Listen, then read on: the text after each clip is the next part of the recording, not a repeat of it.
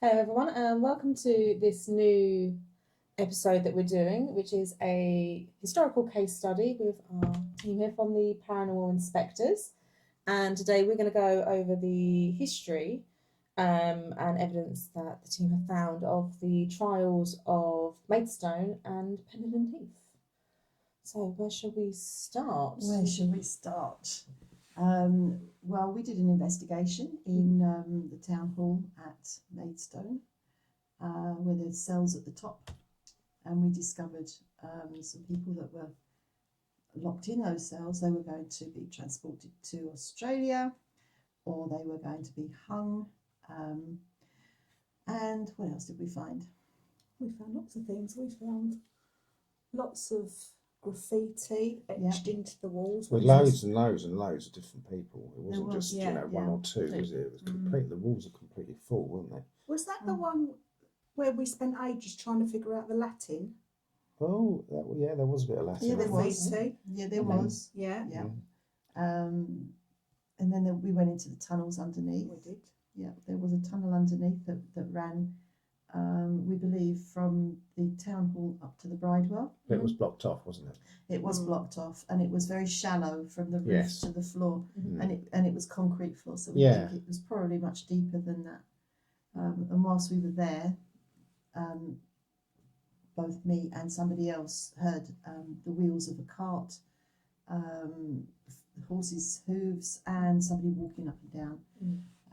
So we presumed that that's where they perhaps brought prisoners in and out, Transported up. And so, for people who don't know the area, the Bridewell would have been at the top of Maidstone, on the crossroads of Week Street and King Street. And its purpose was to... it was prison. It's prison. Yeah, small prison, but it was a prison. And that was before the big prison was built in Maidstone, which is the other end. Yep. Interestingly, the foundations of the current prison was included the sand that came from Penenden Heath. So they got the sand from Penenden Heath to make the mortar for the foundations, and when they dug the sand, it was filled with bones and skulls, and they crushed it all down and made the mortar. And so those people that were hung on Penenden Heath, not all of them, but a lot of them will have been in the foundations of this prison, which is pretty eerie. Quite sad as well that you've had a trial, you've just been, let's say, common grave, presume, just all together. Well, and a lot of times they were buried underneath the gallows, and many times they were dissected as well. Quite gruesome, to be fair. Yeah. So with the trials at Maidstone, then, so did they start originally in the town hall and things like that, or did the trials? Because we know obviously a lot of trials happened at Penenden Heath, but before that, were the trials held elsewhere in the town hall? They were in, as far as we know, it was the town hall. And before that, I don't know. There was a cage at the Archbishop's Palace where they kept prisoners. I don't know where they tried them, but Penenden Heath has always been somewhere where punishment has been meted out. Yeah, and so Penenden Heath is actually outside of Maidstone. It's on the outskirts, really, of Maidstone boundary. Yeah. Big open area. So really, going to the history of that, how far back did the trials start? When did they begin? In the town hall. Oh, Penenden Heath, sorry. Penenden Heath. That goes back way back, Saxon times. They were always. So it's always been trials. Yeah, it's always been an area. Place for trial and committal, as it were. But people would be tried in Canterbury, and they would be hung at Penenden Heath. So it was a place for hanging, and not necessarily just going through Maidstone. Right. Yeah. Of course. So like some of the witches that were there, witches in inverted commas, because I'm not so sure that they came from Cranbrook. So they weren't even Maidstonians, as it were. No. So that's the research that you've got. So you've got a whole file here of everyone that was tried and executed on the Heath, and then tried but executed then at the prison because it did Yes. change. Yeah. But actually, before even this, so this research starts from, say, the witch trials of 1652, but Yeah. there were trials, you say, people buried there Yeah. in the sand Yes. long before that. Long before, yeah. And there were battles on the heath as well, so people will have died without trials. They just did a battle. Oh. So- Even just the name. The name comes from, I think it's the Saxon word pinion, which Mhm. is for punishment, I Yes, think. yeah, And that's where the name came from. So from Saxon times. It has always been a place Mm. for mm, trial and yeah. And execution. yeah, interestingly, there is no real reports of paranormal behaviour. Yeah, which is something we've discussed today. Yeah. It's, you say, this ream of names of history Yeah. of executions. You think Yeah. people that have been trialed, Yeah. some not correctly were innocent or Yeah. were done for witchcraft. Yeah. But there is no paranormal Yeah, Is- yet. yet. Yet. We will be investigating Mm. Penenden Heath and see if there's anything that comes up. We've already walked around and had some activity, which we can't explain. No. So we're going to be doing an investigation just to see if any of the names that we have come up in some way or another. Yeah. With the town hall, it was really interesting because we came up with a whole story, piece by piece. Each person had something of a story. And when we put that story together and we researched it, we discovered that there was a court case that corresponded with everything that we'd evidenced.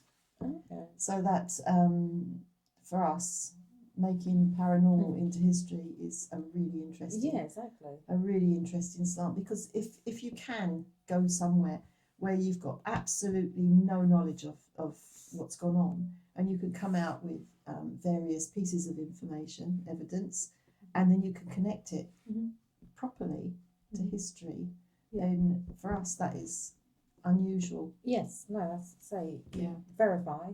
Yeah. To say Yeah. things that had happened and say Yeah. that you. And it's the history that's kind of talking for itself. Yes, absolutely. Yeah, so that's good for us. We like to do that. We do like to do that. Absolutely. But there are lots of people that have been hung on Penenden Heath, and they've not all been hung in the same place because the gallows has moved. It was moved more than once, I think. So there's a lot of people in a lot of areas. So it's not, it was on the Yeah. spot. So with the trials of Penenden Heath then, so we pick out a few, I think, examples, or a few people as it were. So on this case study here, so we're starting with the names of, say, our witches that were tried for, say, very loosely, witchcraft. And that's obviously what Penenden Heath is mostly famous for, is the witch trials, really, isn't it? But other people on here, say, should we pick some out that are, say, this goes on for years, literally, reams of names.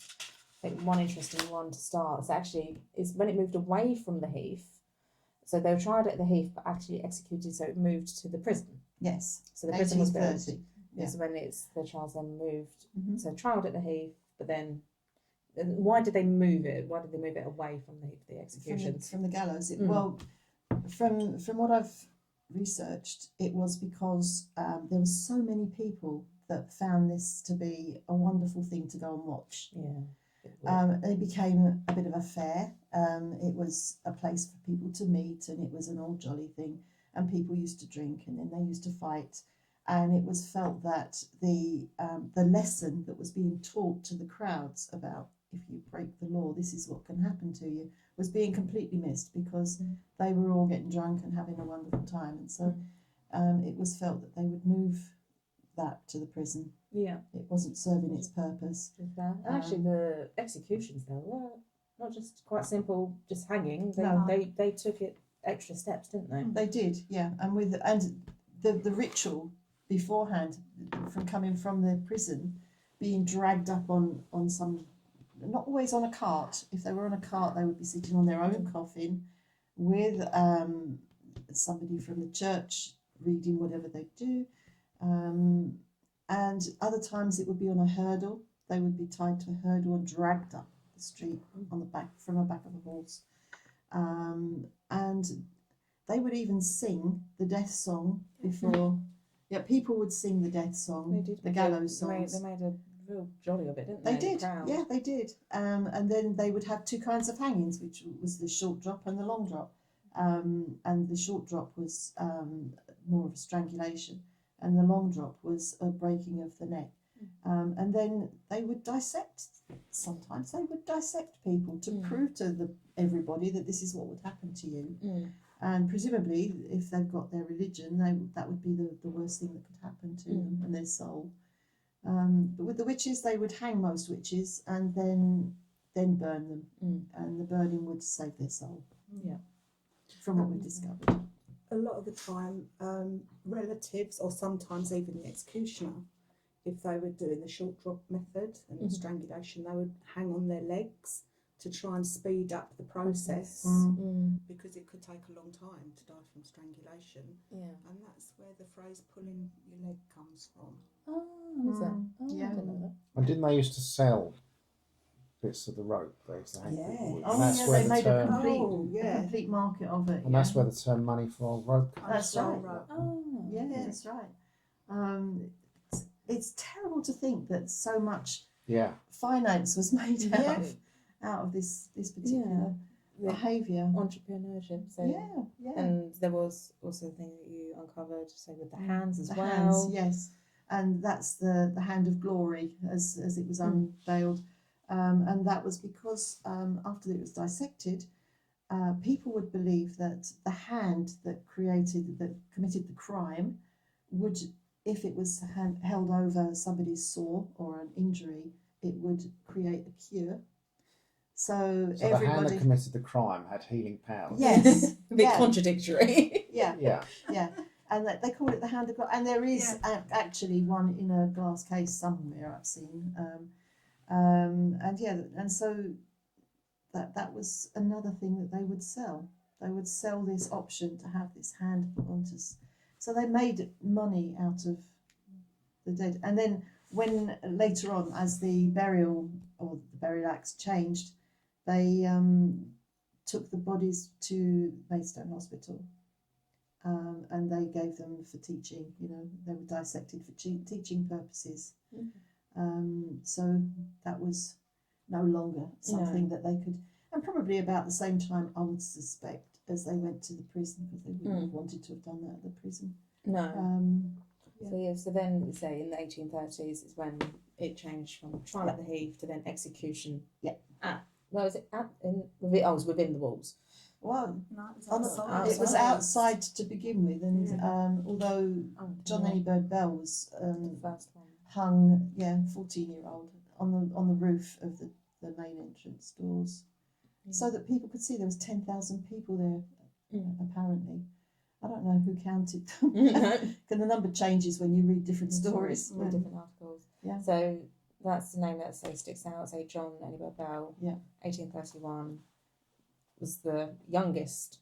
First. At the Maidstone prison, for murder of a 13-year-old, wasn't it? That's right. Yeah. And actually, who was Richard Taylor Faulkner, reading on here, and he came from Stroud, wasn't it? That's Stroud. Is it Stroud? Oh, I'm sure I said Stroud. I did wonder, so I'm sure I read it as Stroud, and I was thinking, is it Stroud or is it Stroud? Stroud. No, it came from because Stroud. Obviously old English. They were very impoverished, and the father had sent the boy off to walk to Aylesford to the church to get the poor money. Yeah. And it was the poor money that the John Anybird Bell wanted. They stole from him and stole it. Yeah. So he used to hide the money in a mitten so that it wasn't obvious to people that he'd gone to collect the money, and he was quite well dressed, this little Richard, and he hid the money in a mitten. But obviously over time people got to recognise where he was going, and they were after his mitten. They were. And he actually been missing for about 2 weeks, wasn't it? And the knife was in his pocket. The knife that was used was in his pocket. And I think I'm right in saying that they had to exhume the body to get the knife. Yeah, because they first suspected, obviously, John, his father, and his brother. That's right, And those two were fine, but John didn't want anything to do with being near Richard, obviously.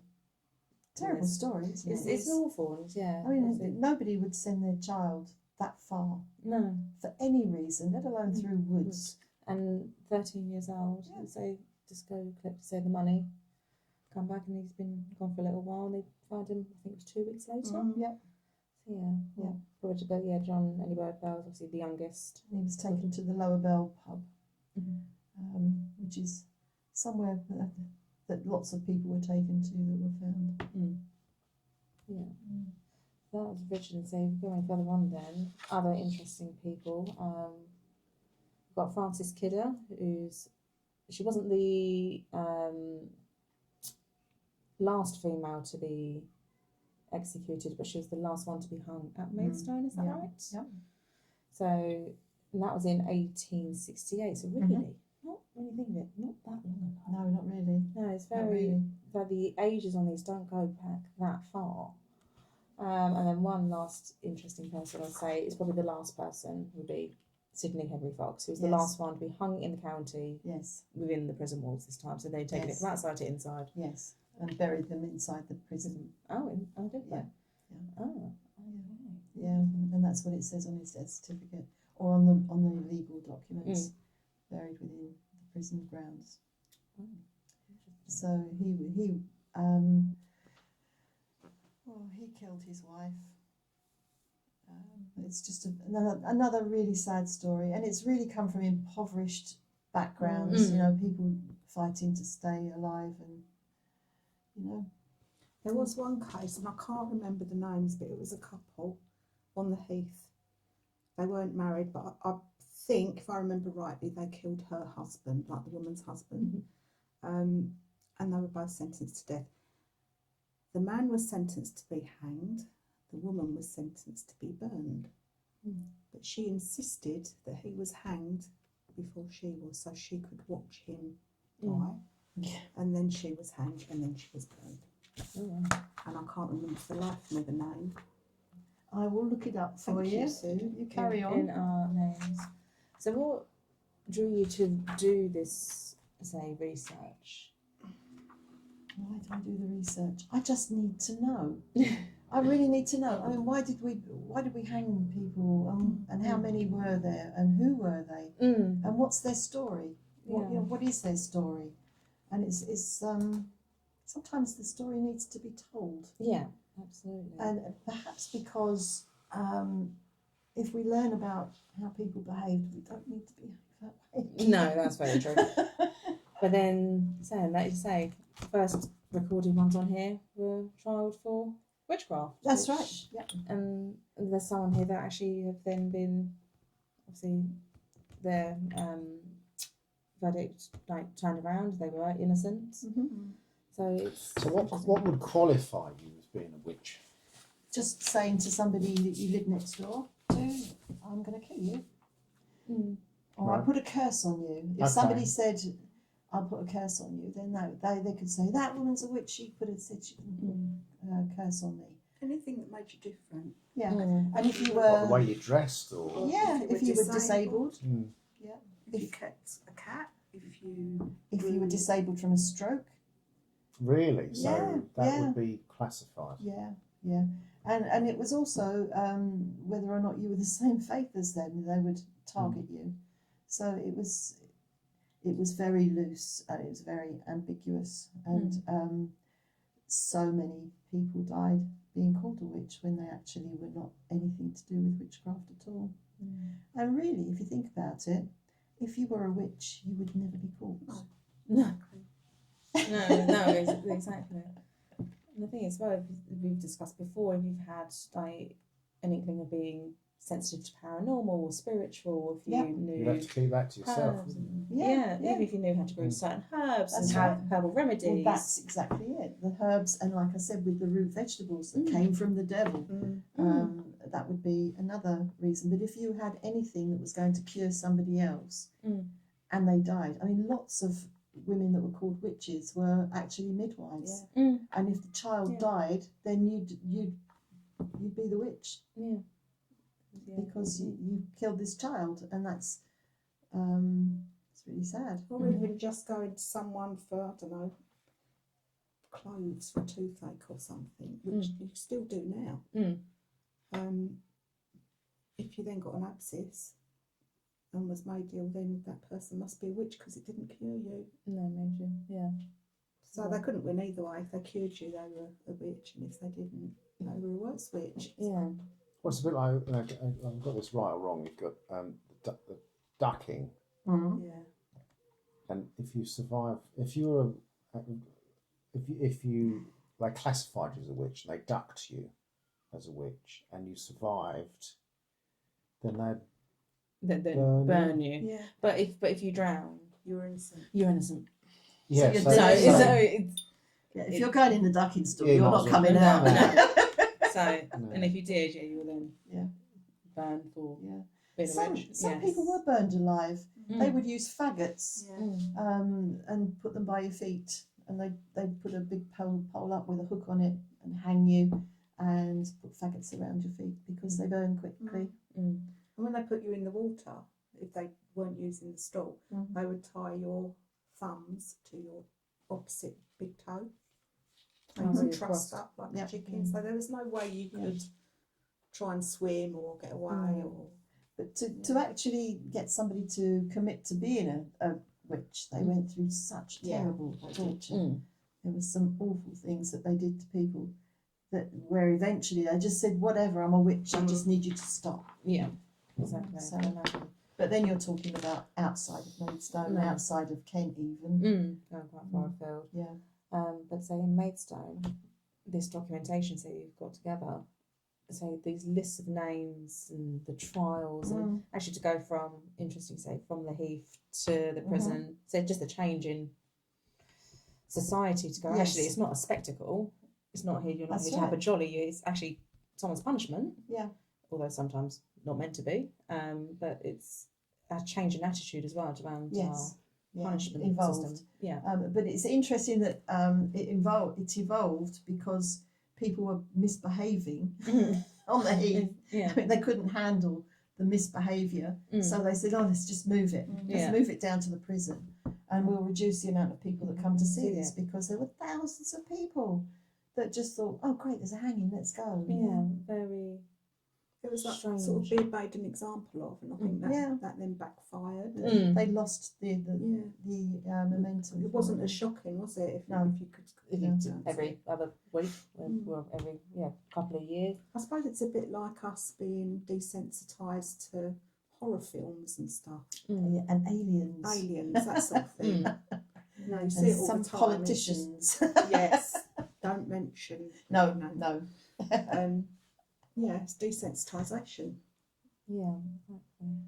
Well, thank you very much for presenting all of this. So we'll obviously overlay with additional things. Yes. Say the obviously inscriptions you found. Was it in the town hall? In Thank the you. town hall, yeah, Yes. we've got lots of photographs of what was on the wall in the town hall. It's so fascinating, Mm. and some of the wording is, I believe, been put up by the wardens themselves because it's kind of it's your moral compass. You know, you need to read this to regain your moral compass.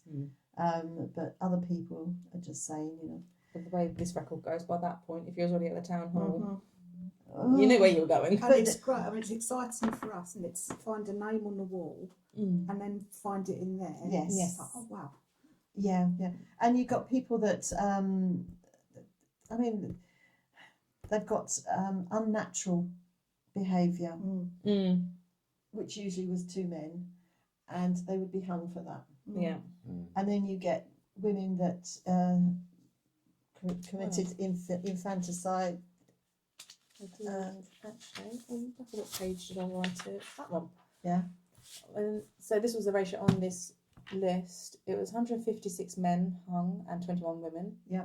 And the top reasons for hanging: 57 murders, 18 highway robberies, 16 burglaries, 8 horse stealing. Yes. So you still someone's horse. Yes. 7 for witchcraft, 7 for sodomy, 6 for forgery, 6 for arson, 5 for rape, and 5 for rioting. Yes. Rioting. There is And there's actually obviously more. there is actually a record of somebody stealing 2 sheep from somebody, and he was hung for stealing 2 sheep. And the man that owned the sheep was offered the opportunity of taking the body back to bury wherever he chose. Oh, blimey. Because that's actually another reason why they stopped the hangings, is it? Because there was conflict between the families and Yes. the prosecution of who would actually Own the body. after the hanging as well. So And whether or not they could be buried in consecrated grounds. We did come across a story, I think it was the Bridewell, wasn't it? We were talking about it this morning, where the woman was feeding her husband's murderer in Yes. the Bridewell Yeah. while he was waiting to be tried for murdering her husband. It's just crazy, and she was able to In take fact, food into him. One of the problems with the Bridewell is that the public would feed the prisoners through the windows, through the bars. Oh, okay.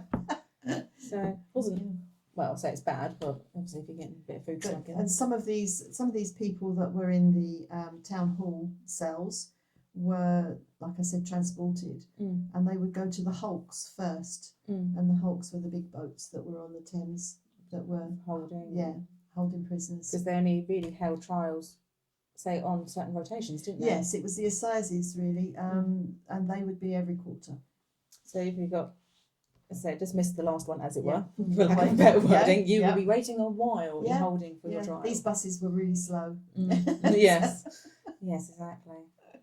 Well, thank you very much, Jose, for finding this research. That's So fine. There's so it's- many stories in there. Honestly, there's. I wish we could go through all of them. Yes, there's say lots of names, lots of different reasons, and what they did, and obviously where they were trialed, where they were executed, Yes. changed over time, And what their life was like, how life was. Yes, I think also paints a very different picture to today as It well. does. And Yeah. it's great that we can link these to our investigations. Isn't Yes. it? Because that's what sets us aside from the others. Because we can do that.